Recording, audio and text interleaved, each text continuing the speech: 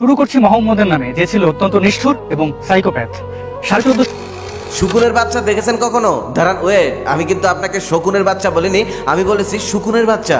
শুকুনের বাচ্চা মানে হচ্ছে, দাঁড়ান আমি আপনাদেরকে ভালোভাবে বোঝাই। সু মানে হচ্ছে শুয়োর, কু মানে কুকুর, আর দন্তান্ন মানে হচ্ছে নিকৃষ্ট। এই তিনটা মিশ্রিত করে যা পয়দা হয়, সেই পয়দা সম্পর্কে আমি আজকে আপনাদেরকে কিছু কথা বলতে চাই। আপনি হয়তো এখন এটা ভাবতে পারেন, এই পয়দা সম্পর্কে আমি কেন এত সুন্দরভাবে বলছি। হ্যাঁ, ঠিকই ধরেছেন, এই পয়দা সম্পর্কে পৃথিবীর সমস্ত গালি একত্রিত করে মিক্স করে দিলেও আমার রাগের ঝাঁজ মিটবে না। তবে শুধুমাত্র ফেসবুকের ভাইলেশনের কারণে এই পয়দা সম্পর্কে আমার খুব সাবলীল ভাষায় বলতে হচ্ছে। তবে লেখার মাঝখানে স্টার স্টার স্টার দিয়ে এই পয়দা সম্পর্কে আপনার মন্তব্য জানাতে ভুলবেন না কিন্তু।